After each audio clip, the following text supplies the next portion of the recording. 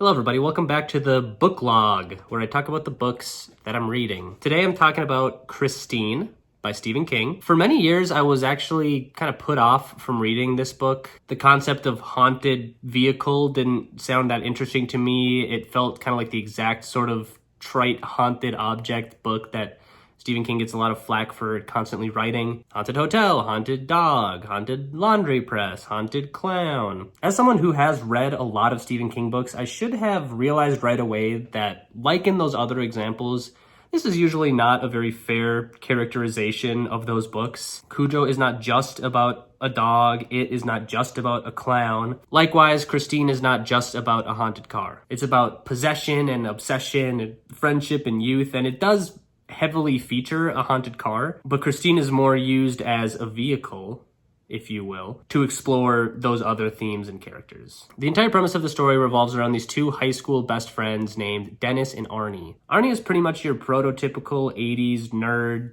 He's smart, he's into chess, he has severe acne, he wears glasses, that sort of thing. Dennis, meanwhile, is more or less the opposite archetype, like handsome, popular jock on the football team, etc. Their unlikely friendship is never really explained, but I don't think it necessarily has to be. I mean, there's unlikely friendship combinations like that in real life. And I don't know, the way their friendship is painted throughout the book just feels very real, very genuine, and I would say the path that it follows is probably one of my favorite components of this entire book. So anyway, trouble arises for these two, and one day they're driving home from work. They pass by a derelict old 1958 Plymouth Fury with a for sale sign sitting on Roland D. LeBay's lawn. Arnie pretty much instantly develops an obsessive fixation on this car, lovingly named and referred to throughout the book as Christine, and he buys it from this LeBay guy despite him acting extremely creepy and strange. From here, Arnie's life is pretty much completely consumed by Christine. His grades begin to slip, he becomes a lot more withdrawn and aggressive. He starts working as a drug courier for Will Darnell, who's the crooked old owner of the local car shop, in exchange for a parking spot there. He acts like almost an entirely different person to his parents, to Dennis. His relationship with his girlfriend starts to become fraught almost as soon as it begins. Christine just seems to have some sort of hold over Arnie, and the more he leans into his obsession with Christine, the worse the hold gets. LeBay dies shortly after Arnie purchases Christine, and Dennis can't help but notice that in the following weeks, Arnie seems to be taking on a lot of his mannerisms, his turns of phrase, like shitters, his voice, kind of his attitude in general. It's pretty clear right from the beginning that there is some sort of supernatural element involved with Christine. It's super subtle at first, like her odometer runs backwards for one, and she can only play the old classic rock radio station. She also appears to have some sort of regenerative abilities, stuff like that. But at a certain point, things just go completely off the rails, and Christine is going on full-on unmanned murder rampages around the city. Earlier in the book, Buddy Repperton and some of his buddies, who are these classic king bully archetypes, vandalize Christine and are subsequently murdered one by one by a Christine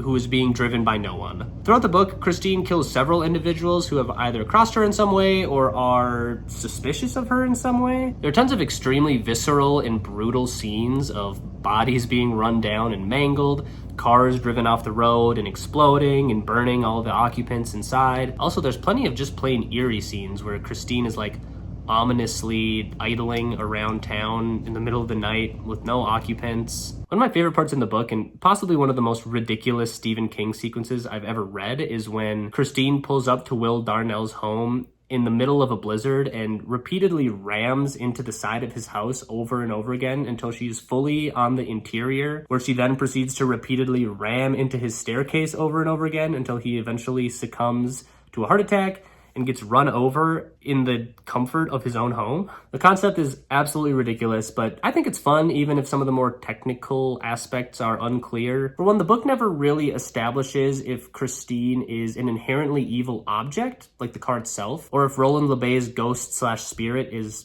controlling the car somehow. In the beginning, it seems more like Christine herself is evil, but throughout the book, it is implied more and more frequently that actually it might be LeBay's ghost who is controlling her. Several people see his ghost or his corpse in the driver's seat as Christine is committing crimes. And there's also this thing about how LeBay is slowly taking over Arnie's personality. Furthermore, Dennis learns by talking to LeBay's brother George that both LeBay's wife and daughter died inside Christine, and that might also be contributing to her hauntedness in some way. To be honest, this whole component gets a little confusing if you think about it too hard. But again, it's such a ridiculous concept that it doesn't really warrant that level of scrutiny anyway. Arnie is possessed by Christine, who is possessed by LeBay, who is also possessing Arnie, who also happens to possess Christine.